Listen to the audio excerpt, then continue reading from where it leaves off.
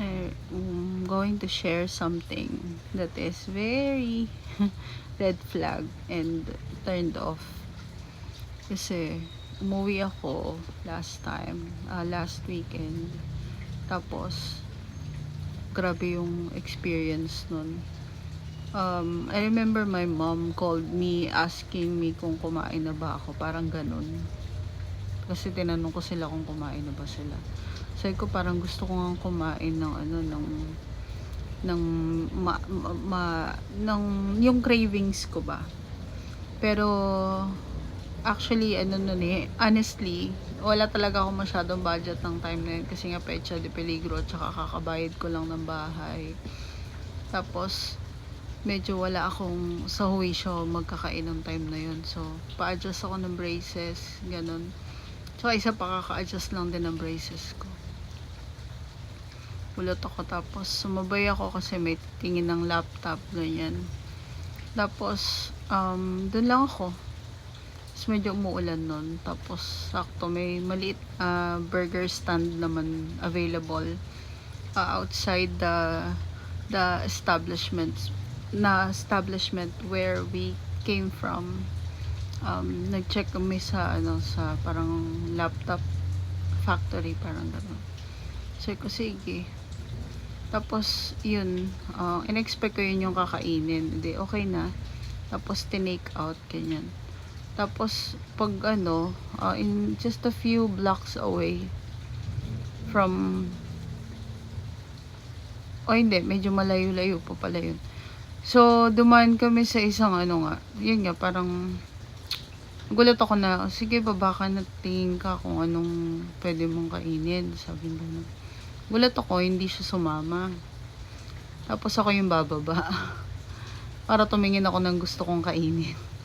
O diba, parang bumaba ka, tapos bumili ka ng kakainin mo. Parang ganun.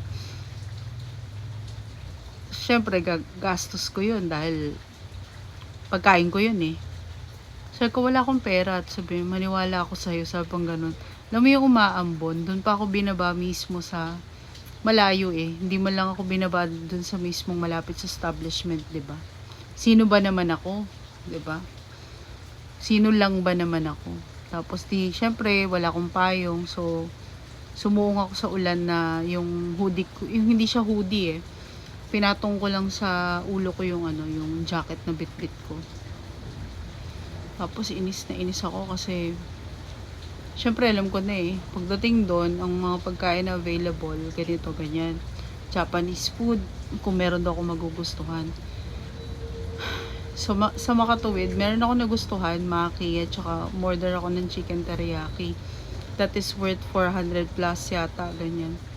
Yung combination ng food na yun, kasi 119 something, or 100 plus something yung maki na ilang peraso, 6 na peraso yata. Tapos yung chicken teriyaki is medyo pricey, tapos pero masarap naman. Kumbaga quality naman kasi authentic Japanese naman yun.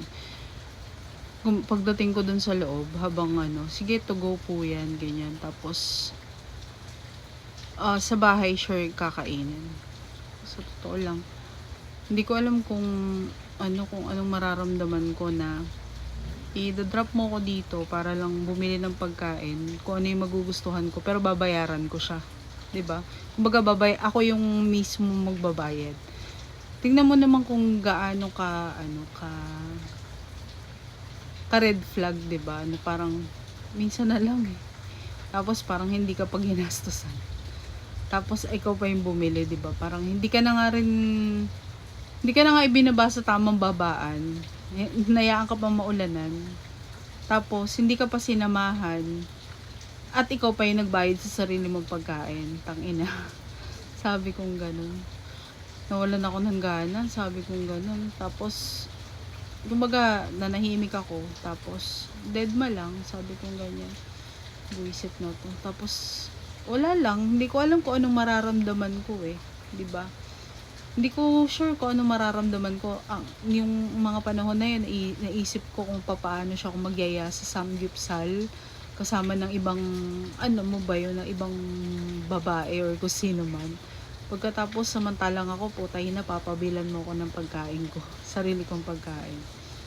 kawalang gana eh. Parang nakakabwisit. Yung parang, ewan ko, hindi ko alam kung ako lang ba nakakaramdam nito or ano. Pero hindi.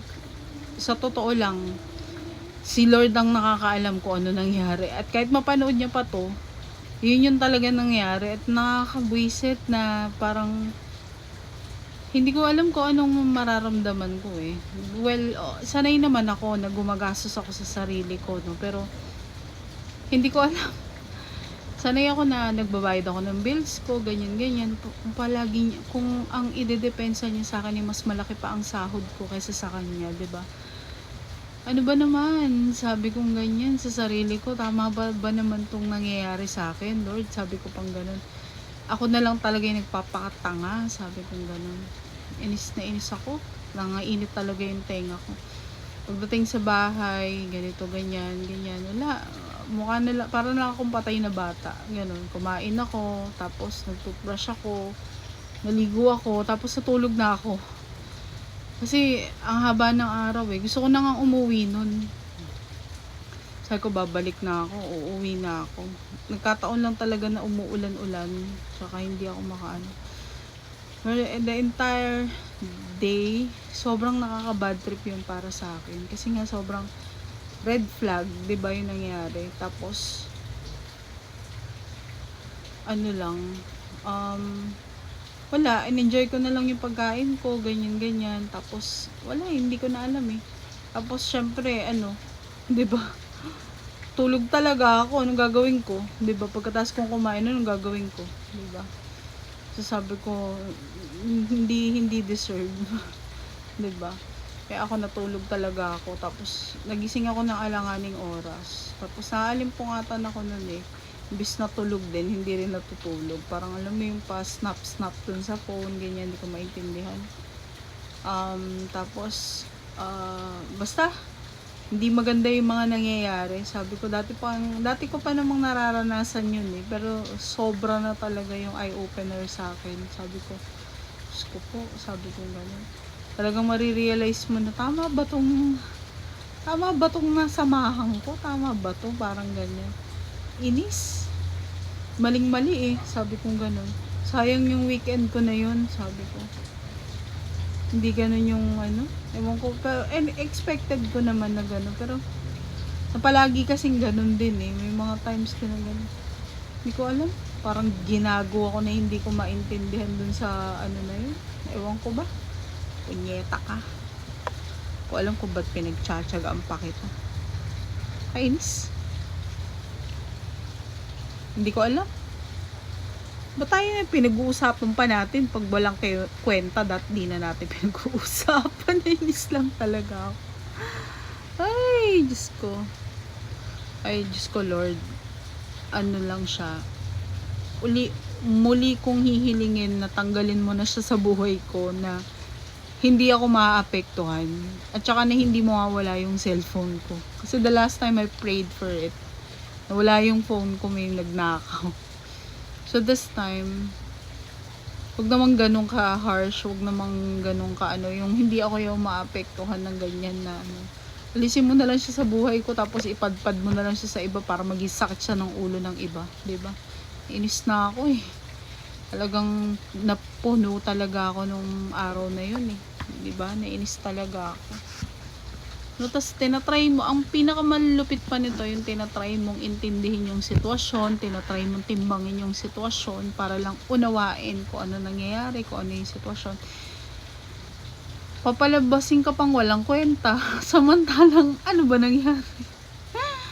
Tas kahit na sa simpleng conversation lang, ikaw pa yung may problema, 'di ba? How I reacted or kung ano. Pero nung entire ano na yun, wala siyang narinig sa akin, walang kahit na ano. Deadma lang ako kasi nga sanay na ako eh, gano'n naman talaga yung nangyayari, pero tindi talaga nung nangyari. Maliit na bagay lang siya pero ang laki ng impact nun para sa akin, di ko talaga makalimutan. Sige na, baba ka na, tingin ka ng magugusto mong pagkain, di ba? Binaba ako, umuulan, di man ako tinapat doon sa may entrance, di na nga siya magbabayad, ako naman na magbabayad ng sarili ko pagkain. Di man ako nag-initiate na ano, na gusto kong bumili or gusto kong bumaba or ano. Tinulak kayo, binaba ka niya doon, bigla pang gago.